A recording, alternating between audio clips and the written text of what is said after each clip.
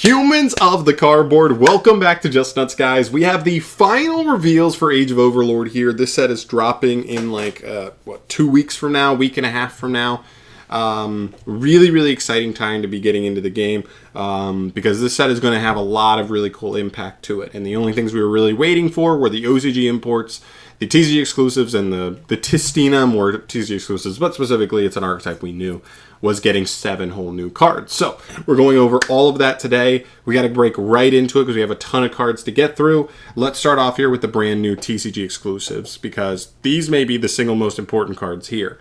So we have 2 new monsters called Ken the Warrior Dragon and Gen the Diamond Tiger. These cards are crazy. I don't want to spend too much time on them, but they need to be talked about. And then I might make another full-on video on them later on. But here we go. The first card here is Ken the Warrior Dragon. He's a level 3 light warrior, 13, 15, 50 for the stats. Once per turn at the end of the battle phase, he returns to the hand, and then you can only use the following effects once per turn. During your main phase, special summon Gen the Diamond Tiger from hand or deck to your opponent's field in defense position.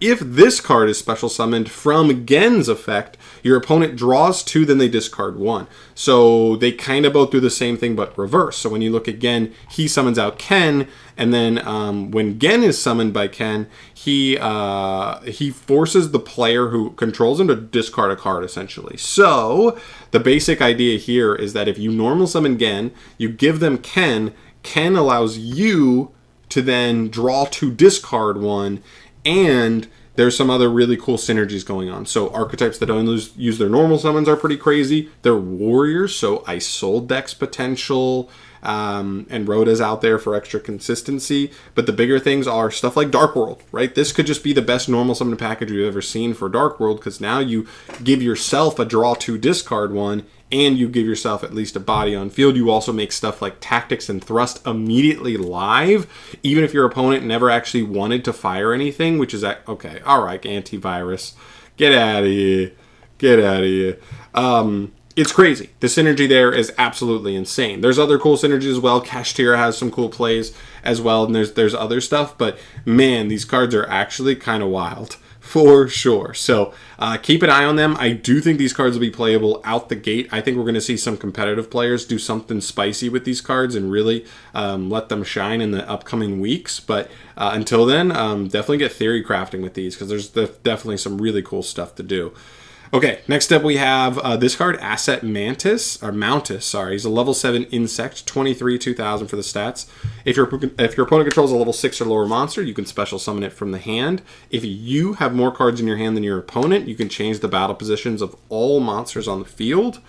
All other insect monsters on the field become the same attribute and level of this card. Also, you cannot special summon monsters for the rest of this turn except insects. So he kind of sets up like rank plays. Exceed plays, which is cool.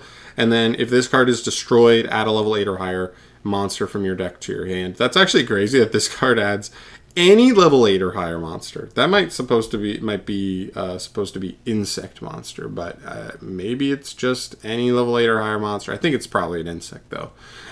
Interesting card. I think it's just a mid insect extender card. It's fine. I don't think it's crazy. Next up, we have Pit Knight Philly. This is a Link to Fire Cybers. This card pairs with Pit Knight Early. Pretty cool. It's another like decent, just generic Link too, because early is seen play in certain decks over its time. But 15 attack, points left and right, so it does not point down, which is very important, but it is completely generic. If this card is special summoned to a zone a Link monster points to, you can target one monster you control with 1500 or less attack. This turn, it can attack. It can make a second attack during each battle phase, and if it battles an opponent's monster, it inflicts double damage. So pretty cool. This could facilitate some really cool like OTK plays for sure. This is a fire, so even under restrictions that like Salamangrate has, you could summon this under like a Raging Phoenix and make it attack twice with double damage on monsters, and that could potentially just make for certain OTK lines, which is kind of cool. And then during the standby phase of the next turn after this card was destroyed and sent to the graveyard, you can special summon it back. So it has a nice little float effect thrown in there as well. I think it's a decent card. Not bad. Next up, and the last TCG exclusive, well maybe, is Watt Psychic Fighting Porter. It's a quick play spell, special summon up to 2 level 3 or lower light monsters from your hand. If you summon 2 monsters with the same type, those monsters can attack directly this turn. If they have the same level, they can't be destroyed by battle this turn. You can only activate it once per turn. It's fine. Summons from hand, so it's not really, it's a neg one, so just fine. I don't think that there's much about this card. But Philly is interesting for very specific decks, and these guys are going to be played in a couple of different decks for sure. Keep an eye on these guys, please. Next up, we move to the Testina cards. So this is the second wave for them. This has to be good or they're not in a great place. We'll see how they go. Fallen of the Testina is a level 1 water aqua monster, 200 attack, 0 defense. You can send this card from hand or field to grave to place their field spell straight up in the field zone. It's actually a pretty good field spell, so that's not a bad card at all. Searches that out. If a face-up Testina spell or trap you control is destroyed by an opponent's card effect while this card's in grave, banish this card to special summon a light Testina straight from hand, deck, or grave. That's actually a pretty good card. I think this is a good, helpful card for them. The only downside to it, I would say, is that the field spell is not a one-card play. So while this is like sort of a starter, the deck doesn't have one-card plays, so you have to pair it with something else. But it's still a pretty good card overall.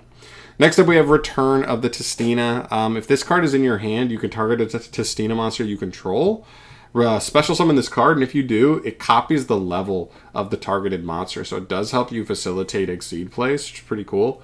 And if this card is in your graveyard, you can target an Aqua Exceed you control and attach it to it as material. By the way, this is low-key a level 2 Aqua. So I think the fact that it changes its level when it's summoned is going to kill the ability for you to make totally awesome, but otherwise it could have been interesting. But it's a nice little extender for the deck. Nothing crazy, but it's not bad.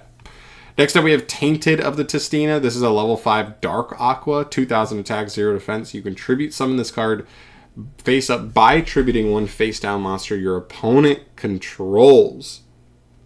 Has to be face down, but like that's insane. There could be certain matchups where that's like actually crazy. This card's level becomes 10 if it was normal summoned or set. Okay. And then if this card is sent to the graveyard except from field, so it has to be hand or deck or something, you can target a Testina monster you control this turn. It can make a second attack during each battle phase, but you can only attack with one monster. This card's by far the worst one, I think. The utility removal is interesting until you realize it only works on set monsters, so if you are not able to resolve any of your effects to Book of Moon your opponent's stuff, this card doesn't really do much at all. So this one's kind of a miss for me. The first two are way better for main deck monsters. Now we actually get our first extra deck monster for this archetype too. Apparently it is a Exceed-based archetype. This is Testina, the divinity that defies darkness. He's a rank 10 Aqua. 2,000 attack, 3,000 defense. He requires any 2 level 10 monsters, so maybe there could be some generic 10s you could play in the deck to facilitate this. If this card is special summoned, you can send all face down cards your opponent controls to the graveyard. You can only use this effect once per turn. Once per turn, if this card has Testina, Crystal God Testina as material, detach a material from this card. It gains 2,000 till the end of your opponent's turn. And if this card you control is destroyed by an opponent's card while it has material, you can special summon a Testina monster from your grave. This card's actually just okay. I guess on summon being able to, send all set face down cards to the grave is not the worst thing in the world. But all it does is buff itself to 4K, and then if it's destroyed, it has an okay float effect. But this card is not overly impressive to me. I thought if they were going to give them only one monster and it's a rank 10, that it would be better than this. But it's actually a little underwhelming to me. So just okay. Spell card, Play of the Testina. Quick play, special summon one Testina monster from hand or grave in defense, but return to the hand during the end phase. That's actually pretty good. I think that's actually a pretty dang good effect overall. They have their big guy who's kind of a brick in the hand, so this helps make that come out of the hand, or anything in grave be able to get that out if you want it. That's pretty cool as well. I think this is a decent card actually, for sure. And then 2 traps. The first one is Embrace of the Testina. It's a continuous trap. When your opponent activates a monster effect on field, target that monster, change it to face down defense position, and also during the end phase you can target a face down monster your opponent controls, take control of that monster. Nice. And you can only use each effect of Embrace once per turn and can only activate them while you control a Testina with 3k or more defense. That's the part that really kills this card for me, is you have to get all the way to one of your big boys. If you do not get to a big boy, this card is completely turned off. Now, it's a pretty decent card if it's turned on, but even then, it's like the interruption's only okay because you can't just book anything. Your opponent has to kind of play into it by activating an effect, which kind of stinks. It's just an okay card to me, but the steal is kind of nice and, you know, whatever, but it's just mid. The last card here is Discordance of the Testina. It's a normal trap. Activate one of these effects. If you control Testina, banish a card from your opponent's graveyard face down. Okay, graveyard interruption. Or if you control a Testina monster that's special summoned from the extra deck, which is exactly just the Exceed right now, banish all cards from your opponent's graveyard face down. Now that is a scary proposition. That's an insane effect. Now it does take some setup, but if you can, that's pretty scary. You can also banish this card from grave to target a Testina monster in grave, add it back to hand, and that's on a later turn. You can't use both effects in the same turn, but that's pretty good that then not only are you like, is it a solid little interruption here, but then also it's just another free monster add back later on. That's a pretty good card. So all in all, here's what I think. I think the first two little monsters are decent monsters for the deck. This one's a whiff. The extra monster is kind of a whiff. I think he's underwhelming. The quick play spell is pretty solid as an extender. The first trap is kind of a whiff because it needs like you to get all the way there for it to do anything. But the second one I actually think is pretty decent. Even if you don't play a graveyard deck, it just then becomes follow-up for you. So that bonus effect can kind of still give you some value for getting this card early for a grind game. So that's cool. All in all, I think it's okay. I don't think it's enough overall to make Testina great. I still think the deck is going to be missing plays overall. Maybe there's enough here. I honestly haven't tested the deck, but just knowing what most of the first wave and second wave do, it feels like it's not going to be enough to be a full-on archetype, but or at least competitive archetype just yet. But fill me in if you're a bigger fan of this archetype and you've been kind of testing it more. Let me know if they're better than I'm giving them credit for. Let's talk about the final cards here. These are mostly imports. Rose Papillon. I don't remember if this card was an OCG exclusive for a little bit or not, but it's pretty bad still. It lets you tribute summon a level 7 or higher monster in addition to your normal summoner set. Not great. Burning Dragon. This card's actually pretty interesting. This is the other of like the new cards from the last 20 cards of the set that I actually think could have some competitive relevancy at some point. Burning Dragon, level 8 Fire Dragon, 25/21. If your opponent controls 2 or more monsters and this card is in your hand, you can special summon this card. So it just jumps out pretty easily if your opponent just has 2 or more monsters. And then if this card is normal or special, you can discard a spell to destroy all spells and traps on the field. So I could see this card as like a... oh yeah, see, this was a V-Jump promo. I don't remember this card, though. I usually cover V-Jump promos, but maybe this one's from so long ago, I just don't even remember covering it. I hate... The one part about this card that I really dislike is that you have to discard a spell. Why does it have to be spell? Why couldn't it just be discard a card? But, like, I don't know. Maybe, like, as a specific side deck card for a very specific deck, this card is pretty interesting. Or for Dragon Link, I could see, because then you have like a pretty powerful back row punishing target that you could side one copy of this versus something like a back row deck. So even if all you end on is Hieratic Seal of Heavenly Spheres, when they go to like set 4 into your board and pass, you can just tag spheres out for Burning Dragon and wipe the back row and kind of just like win the game on the spot.